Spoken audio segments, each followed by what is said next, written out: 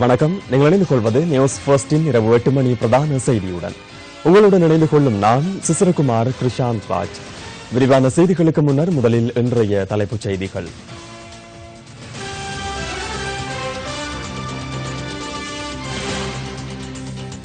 மாத்தறையில் போலீசாருடன் இடம்பெற்ற பரஸ்பர துப்பாக்கி பிரயோகத்தின் பின்னர் கைது செய்யப்பட்ட சந்தேக நபர்கள் விளக்கமறியலில். சிலாபம் தவறாணி பகுதியில் தாக்குதலுக்கு இலக்கான மாணவன் உயிரிழப்பு. அரசியல் பின்னணியில் மன்னார் பூனோச்சி குளம் நிரப்பப்பட்டு குடியேற்றம் இடம்பெறுவதாக மக்கள் குற்றச்சாட்டு. தேயிலை தொழில்துறையில் பெருந்தொகை லாபம் ஈட்டப்படுகின்ற போதிலும் தொழிலாளர்களின் சம்பள அதிகரிப்பு கேள்விக்குறியில். மாத்தறையில் போலீசாருடன் நேற்று இடம்பெற்ற பரஸ்பர துப்பாக்கி பிரயோகத்தின் பின்னர் கைது செய்யப்பட்ட கொஸ்கொட தாரக உள்ளிட்ட மூவர் எதிர்வரும் 2ஆம் தேதி வரை விளக்கமறியலில் வைக்கப்பட்டுள்ளனர். சந்தேக நபர்கள் மூவரும் போலீஸ் பாதுகாப்பில் கராப்பிட்டிய வைத்தியசாலையில் சிகிச்சை பெற்று வருகின்றனர். இந்த துப்பாக்கி பிரயோக சம்பவத்தில் கைது செய்யப்பட்ட சாமர இந்திரஜித் என்ற சந்தேக நபர் போலீசாரின் துப்பாக்கி பிரயோகத்தில் உயிரிழந்துள்ளார். சந்தேக நபர் மறைத்து வைத்துள்ளதாக கூறப்படும் பையொன்றை தேடுவதற்காக மாத்தறை கிருள பகுதிக்கு அவர் அழைத்துச் செல்லப்பட்ட சந்தர்ப்பத்தில் இந்த சம்பவம் இடம்பெற்றுள்ளது. பொதியில் மறைத்து வைக்கப்பட்டிருந்த கைக்குண்டினை எடுத்து போலீசாருக்கு தாக்குதல் மேற்கொள்வதற்கு முயற்சித்த சந்தர்ப்பத்தில் போலீஸ் அதிகாரிகள் சந்தேக நபர் மீது துப்பாக்கி பிரயோகம் மேற்கொண்டதாக போலீஸ் ஊடக பேச்சாளர் போலீஸ் அத்தியட்சகர் ருவான் குணசேகர தெரிவித்தார். இந்த சந்தர்ப்பத்தில் உயிரிழந்த சாமர இந்திரஜித் என்ற நபர் கடந்த காலத்தில் நாடு பூராகவும் குற்றச்செயல்கள் பலவற்றுடன் தொடர்புபட்டவர். அத்தனகளவில் இசை நிகழ்ச்சியில் இடம்பெற்ற சூட்டு சம்பவம், நெட்டம்புவில் தாய் மற்றும் மகன் சூட்டு சம்பவம், உதம்மிட்ட சமரே என்ற நபர் மீது துப்பாக்கிச் சூட்டு சம்பவம் மற்றும் 2012ஆம் ஆண்டு பேலியகூடவில் இடம்பெற்ற 12 கோடி ரூபாய் கொள்ளையுடன் தொடர்பு பட்டுள்ளதாக போலீஸ் ஊடக பேச்சாளர் தெரிவித்தார். இந்த குற்றவாளிகள் பயணித்த மோட்டார் சைக்கிள் ஒன்றின் உரிமையாளர் கொஸ்கொட தாரகவின் தாயார் ஆவார். அவரை நேற்றைய தினம் கொஸ்கொட போலீசார் கைது செய்தனர். துப்பாக்கியை வீட்டில் மறைத்து வைத்திருந்தமையினால் அவரை கைது செய்துள்ளோம். பலப்பிட்டிய நீதவான் நீதிமன்றத்தில் அவரை ஆஜர்படுத்த உள்ளோம். இன்னும் 2 சந்தேக நபர்கள் தப்பிச் சென்றுள்ளதாக நம்புகிறோம். அவர்களை கைது செய்ய நடவடிக்கை எடுத்துள்ளோம். இதேவேளை இந்த மோதல் சம்பவத்தில் உயிரிழந்த போலீஸ் கான்ஸ்டபிள் WGPN வீரசிங்கவின் பூதவுடலுக்கு பதில் போலீஸ் மா அதிபர் CT விக்ரமரத்ன அஞ்சலி செலுத்தினார். உயிரிழந்த போலீஸ் கான்ஸ்டபிளின் பூதவுடல் மாத்தறை பகுதியில் உள்ள அன்னாரின் வீட்டில் அஞ்சலிக்காக வைக்கப்பட்டுள்ளது. சந்தேக நபர்களிடமிருந்த சிறிய வகை தன்னியங்கி துப்பாக்கி தொடர்பில் விரிவான விசாரணைகள் ஆரம்பிக்கப்பட்டுள்ளதாக போலீசார் தெரிவித்தனர். போலீசாரினால் கைப்பற்றப்பட்ட சிறிய வகை தன்னியங்கி துப்பாக்கி பாதுகாப்பு பிரிவின் அதிவிசேட சிறப்பு பிரிவினருக்கு மாத்திரம் வழங்கப்படுவதுடன் அவ்வகையான துப்பாக்கி பாதாள குழுவினருக்கு எவ்வாறு கிடைத்தது என்பது பாரிய பிரச்சனையாகும். இது தொடர்பில் போலீஸ் அத்தியட்சகர் போலீஸ் ஊடக பேச்சாளர் ருவான் குணசேகர இன்று நடைபெற்ற ஊடக சந்திப்பில் கருத்து தெரிவித்தார். அரச பாதுகாப்பு பிரிவினர் பயன்படுத்தும் சிறிய வகை துப்பாக்கிகள் எத்தனை காணாமல் போயுள்ளன என்பது தொடர்பில் கூற முடியுமா? அவற்றை கூற முடியாது. அது தொடர்பில் வேறாக விசாரணை செய்ய வேண்டியது அவசியம். அது தொடர்பில் அதிகாரிகளின் விசாரணையின் போது இது எவ்வாறு குற்றவாளிகளுக்கு கிடைத்தது என்பது தொடர்பில் ஆராய்வார்கள். கடந்த வருடத்தின் சில காலப்பகுதிக்குள் ஆயுதங்களை காண்பிப்பதற்கு சென்ற எத்தனை பேர் உயிரிழந்துள்ளனர்? நீங்கள் முன்னர் கூறியிருந்தால் நான் அது தொடர்பில் தகவல்களை தேடி தந்திருப்பேன். பாதாள குழுவினரை ஒழிப்பதற்கு அரசாங்கம் பல நடவடிக்கைகளை எடுத்துள்ளதாக அமைச்சர்கள் சிலர் தெரிவித்தனர்.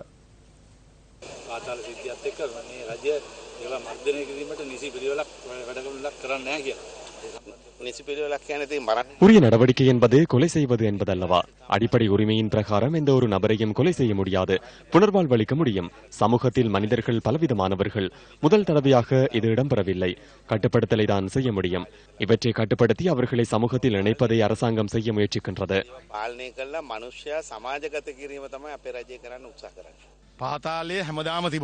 பாதாள குழுவினர் தொடர்ந்தும் செயற்படுகின்றனர். எப்போதும் இல்லாமல் போகவில்லை. பாதாள குழுவினரை ஒழிப்பது உரிய முறையில் இடம்பெறுகிறது. தண்டனை வழங்கப்படுகிறது. இதனை நான் பொறுப்புடன் கூறிக்கொள்கின்றேன். குற்றச்செயல்கள் அதிகரிக்கவில்லை.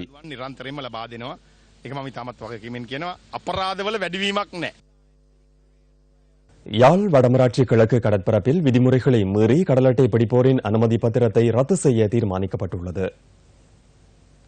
தமிழ் தேசிய கூட்டமைப்பினருக்கும் கடற்தொழில் அமைச்சர் விஜித் விஜயமுனி சொய்சாவிற்கும் இடையில் நேற்று நடைபெற்ற சந்திப்பில் வடமராட்சி கடற்பரப்பில் விதிமுறைகளை மீறி கடல் அட்டை பிடிப்போரின் அனுமதியை ரத்து செய்வதற்கான தீர்மானம் எட்டப்பட்டுள்ளது. இரவில் மாத்திரமே கடல் அட்டை பிடித்தல், கரையிலிருந்து 5 கிலோமீட்டர் கப்பால் கடல் அட்டை பிடித்தல் ஆகிய விதிமுறைகளை மீனவர்கள் கடைபிடிக்க வேண்டும் எனவும், இல்லையெனில் அவர்களுடைய அனுமதி பத்திரங்கள் ரத்து செய்யப்படும் எனவும் தமிழ் தேசிய கூட்டமைப்பு விடுத்துள்ள அறிக்கையில் சுட்டிக்காட்டப்பட்டுள்ளது. இந்த விடயம் தொடர்பில் ஆராய்வதற்கு விரைவில் கடற்தொழில் அமைச்சர் வடக்கிற்கு விஜயம் மேற்கொள்ள உள்ளதாகவும் அந்த அறிக்கையில் குறிப்பிடப்பட்டுள்ளது. மலையக மகளிர் அமைப்பு சுயதொழில் போதனாசிரியர் அலெக்சாண்டர் ஷைலஜா ஊடகவியலாளர் சந்திப்பொன்றை ஏற்பாடு செய்திருந்தார். கட்சியில் ஏன் என்று கூட கேட்கவில்லை. அதை பற்றி நான் இன்னும் என் தலைவரிடம் கௌரவ ராதாகிருஷ்ணனிடம் நான் எதிர்பார்த்திருக்கிறேன். 1000 வாக்குகள் பெற்றேன். ஆனால் நிராகரித்து அதுக்கான காரணம் இன்றது தெரியாது. கேட்டாலும் என்னை ஒரு பெண்ணென்று பாராமல் சீர் பூசுவதற்கு தயாராகி உள்ளனர். என்னை போல் மக்கள் சேவைக்காகவே இறங்கிய பெண்ணை அவர்கள் மறந்துவிட்டார்கள். பல கட்சியில் உள்ளவர்களுக்கு போஸ்டிங் தந்தார்கள், பதவிகள் தந்தார்கள். ஆனா என்னை கூப்பிடவில்லை. இதுக்கான காரணம் எனக்கு வேண்டும். செயலாளர் குழு என்ற பெயரில் என்னை நிராகரித்து என் பெயரை வெட்டி நிராகரித்தாலும் தலைவர் எனக்கு இதுக்கான பதிலை கட்டாயம் தரணும். பெண்கள் பலர் வந்து என்னிடம் கேட்கிறார்கள், மிஸ் நீங்க பழையபடி வரணும், மக்களுக்கு சேவை செய்யணும். கிடைச்சும் கிடைக்காத மாதிரி செஞ்சுட்டாங்க. இவங்களை நியமிச்சு வைக்கும்படி நாங்க கெஞ்சி கேட்கிறோம். நான் நிறைய இந்த கிராமத்துல அவங்க தனியா இருந்து போராடி இருக்காங்க. எங்களுக்கு லைட் எல்லாம் எடுத்து கொடுத்துருக்காங்க. நிறைய கஷ்டப்பட்டு இருக்காங்க. அவங்க எங்களுக்கு வேணும். பெண் இதுக்கு சார்பாக எங்களுக்கு வேணும் கட்டாயம். ஆனந்த சுதாகரின் விடுதலை தொடர்பில் அரசியல் பிரதிநிதிகள் கொழும்பில் இன்று ஊடக சந்திப்பை ஏற்பாடு செய்திருந்தனர். இந்த ஊடகவியலாளர் சந்திப்பில் ஆனந்த சுதாகரனின் தாயார், பிள்ளைகள் ஸ்ரீ டெலோவின் செயலாளர் உதயராசா, நவோதய மக்கள் முன்னணியின் அரசியல் குழு தலைவர் வேலனை வேணியன், ஜனநாயக மக்கள் காங்கிரசின் பொதுச் செயலாளர் குமரகுருபரன் மற்றும் மாநகர சபை உறுப்பினர் கிருஷ்ணா ஆகியோர் கலந்து கொண்டிருந்தனர். அவருடைய வைஃபுக்கு நான் சொல்லவில்லை, அவருக்கு ஆயுள் தண்டனை தீர்ந்தது. சுதாகரனுடைய மகன் அவருக்கு தெரிந்து இருந்தது. தன்னுடைய அப்பாவுக்கு லைஃப் ஃபண்ட் கொடுத்தாச்சுன்னு சொல்லி அவரும் 3 மாத காலமாக தாய்க்கு சொல்லவில்லை. என்னுடைய மருமகள் தன் மகனை காலையில் ஸ்கூலுக்கு அனுப்பும் பொழுது கட்டி பிடிச்சு கொஞ்சி கெரியில ஸ்கூலுக்கு போயிட்டு ஈவினிங் வாங்க, அப்பா கெரியில வந்துடுவா, அப்பா அம்மா சொல்லி இருக்கிறா கெரியில வருவார் என்று சொல்லாம். இவர் எடுத்த வீச்சு சொல்லிட்டார், அப்பா இங்க வாரது அப்பாவுக்கு லைஃப் கொடுத்தாச்சம்மான். ஸ்கூலுக்கு கொஞ்சி அனுப்பினா அம்மா பிள்ளை ஸ்கூலால வந்து பாக்க அம்மா இறந்து விட்டா. யாழ்ப்பாணத்துல விக்னேஸ்வரன் இருக்கிறார், சம்பந்தன் ஐயா இருக்கிறார். எல்லாரும் போயிட்டு கதைக்கிறாங்க சொல்றாங்க. யாருமே எங்களுக்கு கதைச்சு ஒரு முடிவும் வரவில்லை. நான் கடைசியாக இவர் கிருஷ்ணா தம்பிதான் என்னை இங்க கூப்பிட்டு இருக்கிறார். என்ன எந்த ஒரு அரசியல்வாதிகளும் இப்படி கூப்பிட்டு இது என்ன நடந்தது ஒன்றுமே யாருமே கேட்கவில்லை. நான் ஜனாதிபதியிடம் கேட்டுக்கொள்கின்றேன், எங்களது அப்பாவை பொது மன்னிப்பு கொடுத்து விட சொல்லி என்று தாழ்மையுடன் கேட்டுக்கொள்கின்றேன். நன்றி. மைத்திரி மாமாவை நாங்கள் போய் சந்தித்தோம். அவர் இன்னும் விடவும் இல்லை எங்களோட அப்பாவை. இப்போ நாங்கள் கிருஷ்ணா மாமா தேடி வந்திருக்கோம். அவர் ஒரு நல்ல முடிவுக்கு வருவோம். தமிழ் தலைமைகளின் சரியான வழிநடத்தல் இல்லாத காரணம்தான் இவ்வாறான இந்த பிள்ளைகளின் வாழ்க்கை இவ்வாறான ஒரு மோசமான நிலைமைக்கு தள்ளப்பட்டிருக்கின்றது.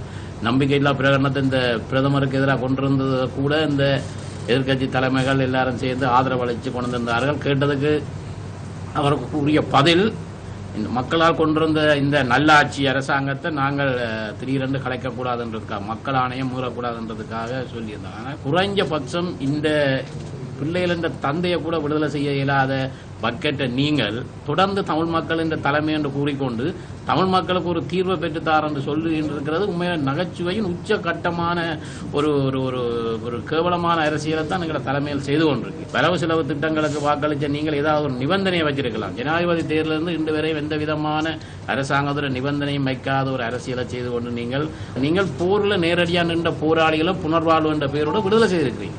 13,000 பேருக்கு மேல விடுதலை செய்திருக்கிறீங்க. இந்த 100 அரசியலை வச்சு நீங்கள் என்னத்தை சாதிக்க போறீங்கன்னு நான் விளங்கல. இது தமிழர் என்றதால இவ்வாறான அடக்குமுறை இன்று தொடர்ச்சியாக நடந்து கொண்டிருக்கின்ற தமிழ் மக்கள் பிரதிநிதிகள் எந்தவிதமான கவனமும் இன்றி இருப்பதாகவே நாங்கள் அவதானிக்கக்கூடியதாக இருக்கின்றது.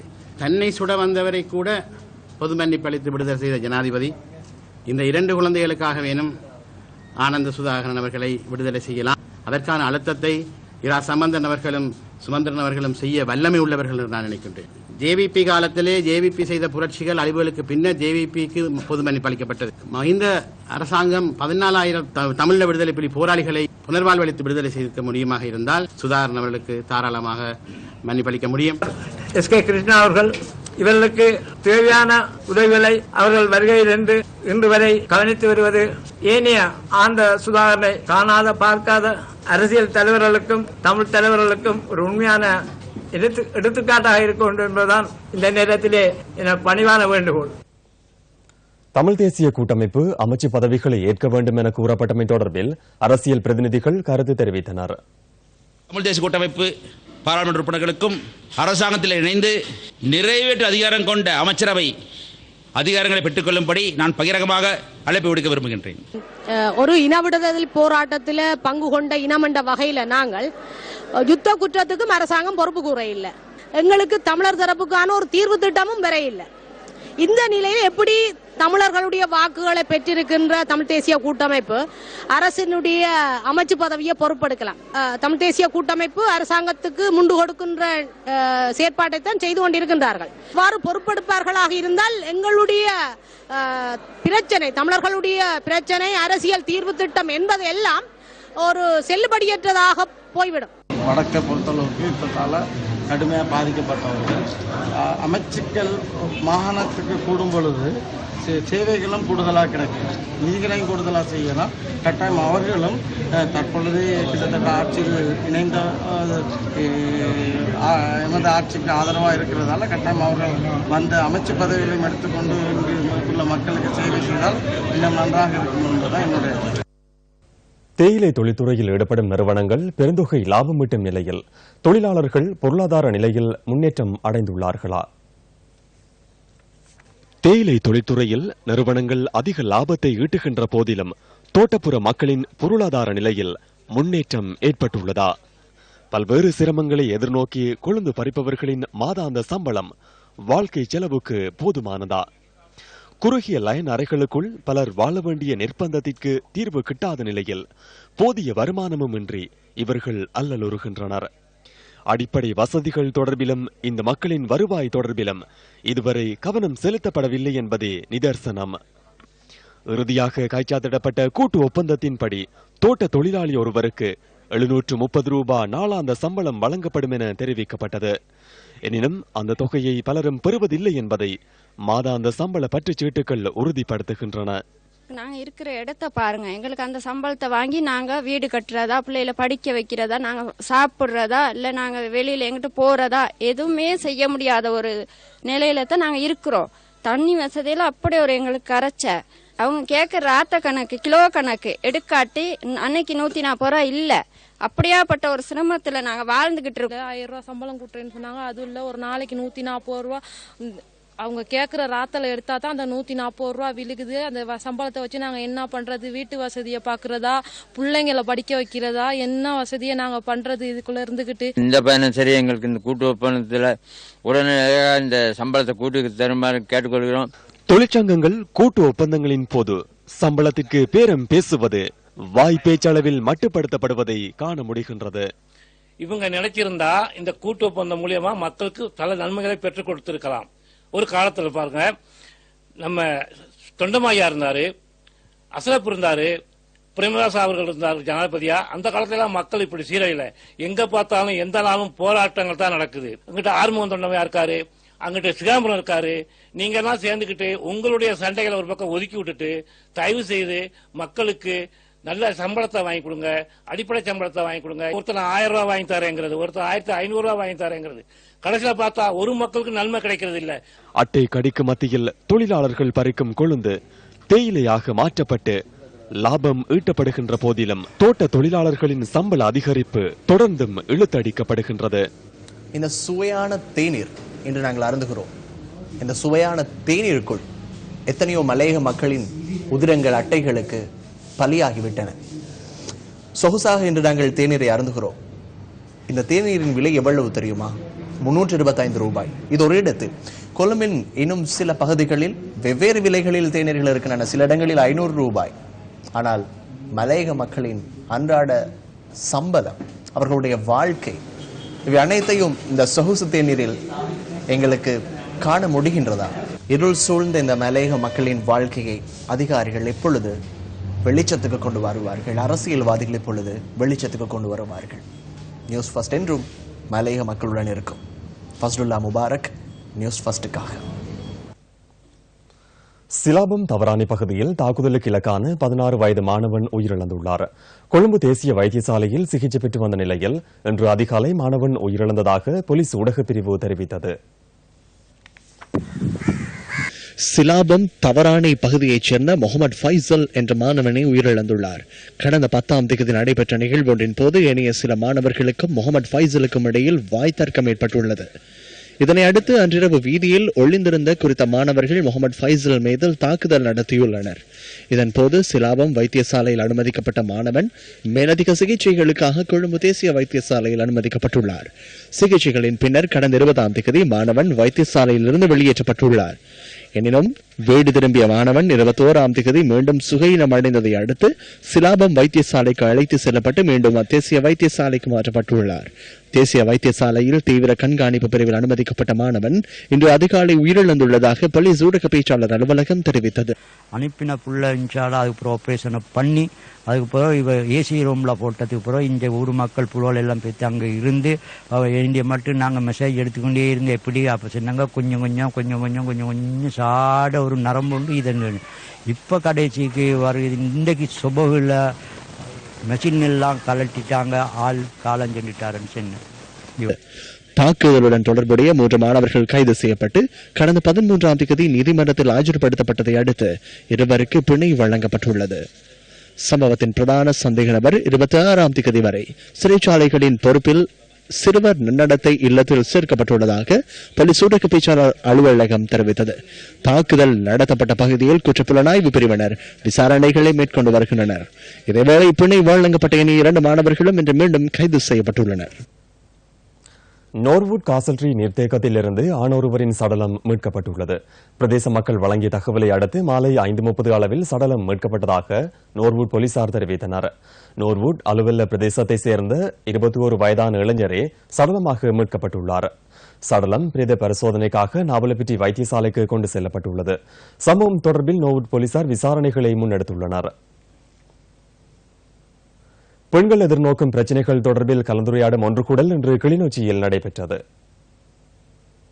வடமாகாண அமைச்சர் அனந்தி சசிதரன் தலைமையில் நடைபெற்ற இந்த கலந்துரையாடலில் கிளிநொச்சி, முல்லைத்தீவு மாவட்டத்தைச் சேர்ந்த பெண்கள் கலந்து கொண்டிருந்தனர். இதன்போது நுண்கடன், பெண்களுக்கான அரசியல் உரிமை, போதைப்பொருள் பாவனை அதிகரிப்பு தொடர்பில் கலந்துரையாடப்பட்டது. போருக்கு முன்னர் நாங்கள் எவ்வளவு சுதந்திரமாக நடுநசியிலும் இந்த மண்ணில் நாங்கள் நடமாடி திரிந்த ஒரு காலமாக, அது ஒரு பொற்காலமாக நாங்கள் இன்றும் கூறிக்கொண்டிருக்கின்ற காலம். இன்று அவ்வாறான சூழல் எங்களிடம் இல்லை. நாட்டினுடைய சட்டத்தை கையில் வைத்திருக்கின்ற போலீசாரே, நீங்கள் உங்களுடைய தந்தை அல்லது அண்ணனுடன் வீட்டை விட்டு வெளியேறி செல்ல நடமாட முடியும் என்று கூறுகின்ற அளவிற்கு எங்களுடைய பாதுகாப்பு கேள்விக்குரியதாக இருக்கின்றது.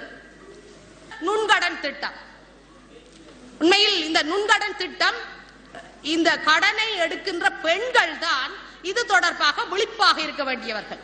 நுண்கடன் திட்டத்தை நிறுத்த வேண்டியவர்கள் யார் என்றால் இலங்கை அரசாங்கமும் மத்திய வங்கியும். எனவே இந்த அழுத்தங்களை கொடுக்க வேண்டியவர்களாக எங்களிடம் இருக்கிறார்கள் எங்களுடைய பாராளுமன்ற உறுப்பினர்கள். நிச்சயமாக இந்த அழுத்தம் தான் இந்த நுண்கடன் திட்டத்தை மிகவும் சடுதியான கட்டுப்பாட்டுக்குள் கொண்டு வர முடியும். ஒட்டு சுட்டா நோட்டு ஃபேக்டரியை மத்திய அரசாங்கம் நான் தான் செய்ய போறேன் என்று எடுத்தது.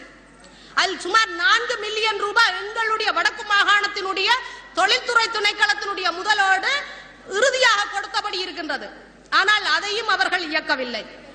அவ்வாறாக எங்களிடம் இருக்கின்ற ஆனரவு உப்பளம் இயங்கவில்லை. எனவே எங்களுடைய சிறுகை தொழில் முயற்சிகள் எல்லாவற்றையும் இந்த அரசாங்கம் திட்டமிட்ட வகையில் தாங்கள் பறித்து எடுத்துவிட்டு, ஆனால் தாங்களும் இயக்கவில்லை, வேலை வாய்ப்பையும் கொடுக்கவில்லை, எங்களுக்கான வருமானத்தையும் தேடித்தர தயாராக இல்லாத நிலையில் தான் இந்த அரசாங்கம் ஓடிக்கொண்டிருக்கின்றது. மன்னார் பூநோச்சி பகுதியில் விவசாயத்திற்கு நீர் பெறப்படும் குளம் மணலிட்டு நிரப்பப்பட்டு குடியிருப்புகள் அமைக்கப்பட்டு வருகின்றன. முசலி பிரதேச செயலத்துக்குட்பட்ட பூனூச்சி கிராமத்தில் 80 விவசாய குடும்பங்கள் வசித்து வருகின்றன.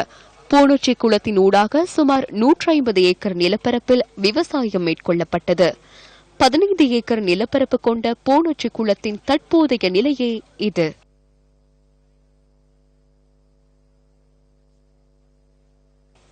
குடியிருப்புகளை அமைப்பதற்காக பூனூச்சி குளம் மணலால் நிரப்பப்பட்டுள்ளதாக மக்கள் கூறுகின்றனர். இந்த விவசாய குளம் இருக்குது. இதுல நிறைய பேர் காணியை பிடிச்சிருக்கிறாங்க. தண்ணி நீர் நிறைஞ்சா வெளியால வெட்டி கடத்தி விடுறாங்க. பூனூச்சி குளத்தில் 2014ஆம் ஆண்டு முதல் ஒரு குடும்பம் வசித்து வருவதாக எமது செய்தியாளர் தெரிவிக்கின்றார். குளம் நிரப்பப்பட்டுள்ளமையினால் சிறுபோக்கு நெற்செய்கையை கைவிட வேண்டியுள்ளதாக விவசாயிகள் கூறுகின்றனர். இந்த குளத்துக்கு கீழே 180 ஏக்கர் பரப்பளவு கொண்ட காணி விவசாய காணி இருக்குது. இந்த காணிக்கு இந்த குளத்துல இருந்து தான் தண்ணி நீர் பாய வேண்டியிருக்குது. காணி இல்லாதாக்க குளத்தை பிடிச்சி வச்சுக்கிட்டு இருக்கிறாங்க. விவசாயம் செஞ்சுக்கலாம போகுது. நீரை கீழே வெட்டிடுறாங்க. குளத்தை நிறைய தண்ணியை கட்டி வைக்க விடுறாங்க. இல்ல விவசாயம் செய்ய முடியல. விவசாயம் செய்து பட்டு போச்சு. இந்த குளத்தை இல்லாமக்கிறதுக்கு இந்த அதிகாரிகள் தான் உறுதுணையாக இருக்கிறாங்க. குளத்தை நம்பித்தான் நாங்க வாழணும். 3 வருஷ காலமாக எங்களுக்கு வேளாண்மை கிடையாது. இந்த குளத்துக்குள்ள இருக்கிறார்களை வெளியேற்றி தருமாறு உங்களை மிக தாழ்மையாக வேண்டிக் கொள்வதோடு, வெளியேறவில்லை என்றால் இதன் பின்னால் ஒரு அரசியல் சக்தி இருப்பதையும் அரசியல் பின்புலம் இருப்பதையும் நாம் கண்காணிக்கக்கூடியதாக இருக்கின்றது. இந்த மாதிரியான ஒரு அடாத்தான செயலாக இந்த அரசியல்வாதிகள் செயற்படுவதால், இந்த அதிகாரிகளும் இதன் பின்னால் ஒரு சிலர் நிற்பதால் எங்களுடைய மக்கள் விவசாயம் செய்வதை விட்டு மிகவும் ஒரு தூர நிலைக்கு உள்ளாக்கப்படுவதோடு